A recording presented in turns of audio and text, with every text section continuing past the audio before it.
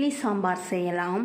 Cooker சூடானதும் 2ஆக cut பண்ண வெங்காயம் 5, தக்காளி 5, பச்சை மிளகாய் 6, கறிவேப்பிலை, மஞ்சள் தூள், சோம்பு 1/4 டீஸ்பூன், மிளகாய்த்தூள், தண்ணி ஒன்று சேர்த்து நல்லா கலந்து விட்டாச்சு. 2 விசில் வர வரைக்கும் வெயிட் பண்ணலாம். பற்ற வச்சு கடைஞ்சிடலாம். பேன் சூடானதும் 2 டேபிள் ஸ்பூன் ஆயில் சூடானதும் 1/2 டீஸ்பூன் கடுகு பொரிஞ்சதும் கறிவேப்பிலை, வேக வச்சு மசிச்சு வச்சிருக்கிற வெங்காயம் தக்காளியை சேர்த்துருவோம்.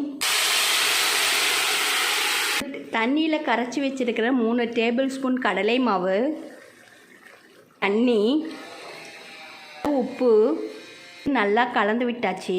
மிதமான தீயிலே 4 நிமிஷத்துக்கு குக் பண்ணிடலாம். குக் பண்ணியாச்சு. இட்லி சாம்பார் ரெடி ஆயிடுச்சு. இது போல் ட்ரை பண்ணி பாருங்கள். தேங்க்யூ.